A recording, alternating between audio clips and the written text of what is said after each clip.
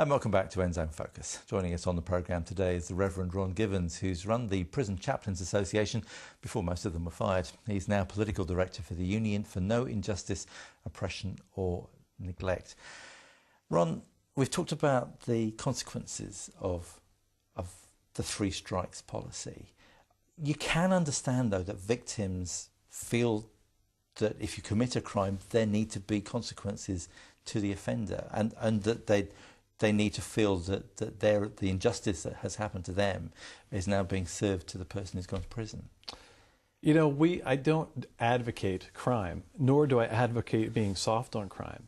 And take that even a step further, violent crime needs to be taken seriously and dealt with harshly. Maybe that's not the right word, but severely. Consequences are real for the victims and need to be just for the perpetrators of such crimes. But a one-size-fits-all, cookie-cutter sentencing law for all criminals takes away the judicial discretion out of sentencing. There's been argument that juries may be less likely to convict knowing that they're going to be locking someone up for a crime that they see the evidence on that is not worthy of 25 years to life. And then you have a whole nother thing that comes into play. Once you start getting more lifetime convicted felons, okay, is what we call them, they have no reason to cooperate or behave inside of prison. They become a much more dangerous place. Prisoners on the outside, or if they're on their first or second strike, become much more likely to engage in violence with police out of fear of getting caught. Virtually every study in criminology has pointed to the evidence of a much more effective deterrent to crime, as opposed to harsh sentencing laws, is expansion of technology and improving forensics and increasing the odds that a criminal will get caught for actually perpetrating such a crime. They don't respond to harsh penalties.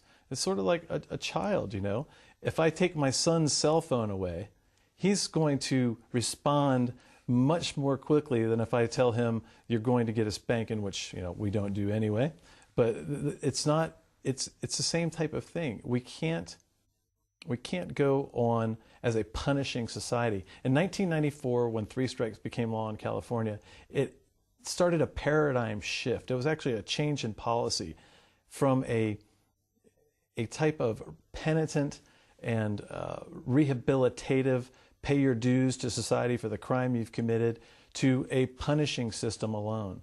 There's no money spent on mental health. There's no money spent on mental illness while inside. The majority of our prisoners have some degree of mental illness, certainly when they go in the first time. While they're in, that's compounded. Virtually every inmate that comes out of a state prison is suffering from some degree of post-traumatic stress disorder or much worse. So is rehabilitation and restoration, is that now no longer an object in the Californian penal system? It's not even happening. There is no money being spent, no real significant dollars being spent on the rehabilitative process. You know, when you start cutting the chaplaincy, when you start eliminating the original stakeholders in the penal system, since prisons used to be called penitentiaries, okay? We were talking about the original stakeholders being removed from what used to work. The system has obviously gone to punishing as opposed to rehabilitation. You talk about the offenders coming out with, when they do eventually come out with post-traumatic stress disorder. What effect does having a member of your family put in prison for these long stretches of time, what effect happens on the families? Well, it tears them apart. You know, like we said, generational incarceration. When you remove a mother or a father from a home, the likelihood that the child is going to become a perpetrator of crime or a victim of crime goes up significantly. If you remove both parents from the home, if a mother and a father are both in prison, both caught at the same time driving down the road with drugs in their car, they're gone. Now what? You know, the child is left with parentless. Some have argued that that's a good thing. I'd ask them to check into the foster care system and see the dangers involved there as well. There's no good thing about taking away parents from their children. There is a lot of good that can be done with rehabilitative programs. We're in an age of wonderful therapeutic techniques where the vast majority of people have the option of hope and healing. But we have to have a cultural paradigm shift in the way that we look at the criminal.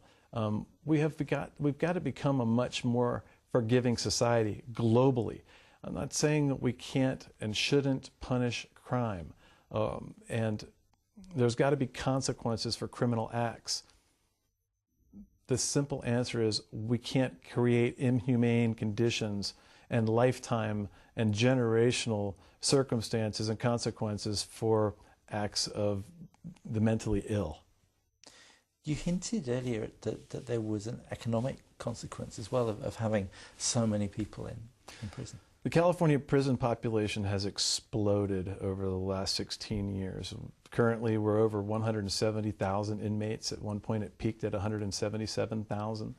The proposed budget for the 2008-2009 fiscal year for the California Department of Corrections and Rehabilitation was $11.9 billion.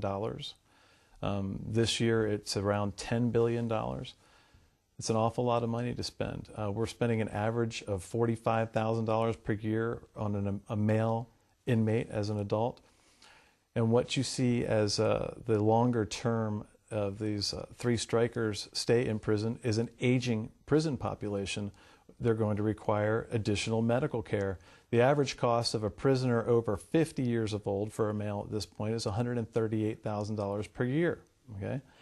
And we don't even know what the final effects of this three strikes law is going to be yet. Our first three strikers won't be eligible for parole until 2019.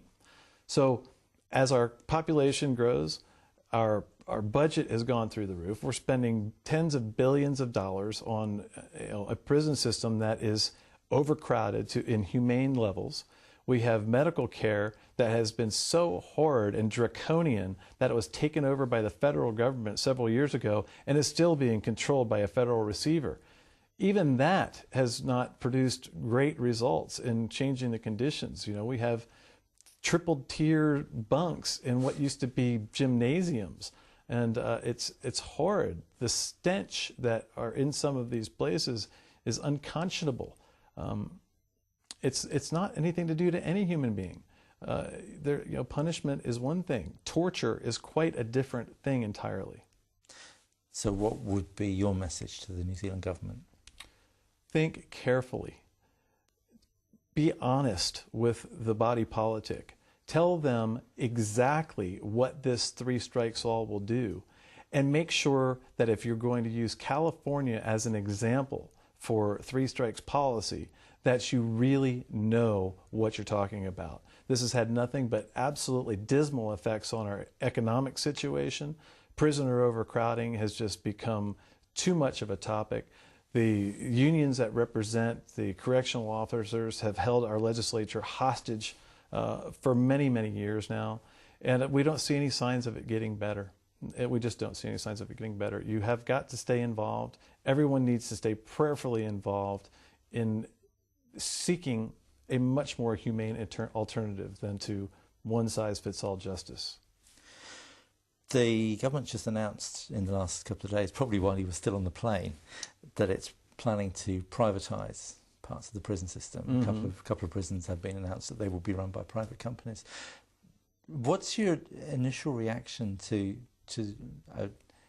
the idea of prisons being run outside the state and being run by private companies?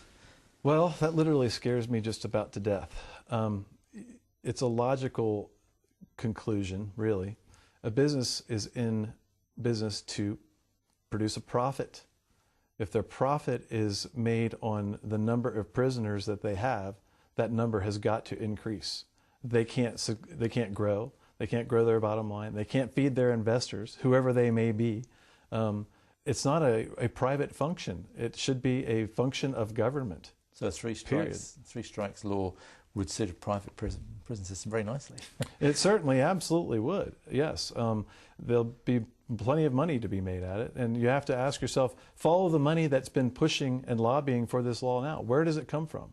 Where is the money backing this law really coming from? Challenging stuff. Ron, thank you very much indeed for joining us on the programme today. My pleasure.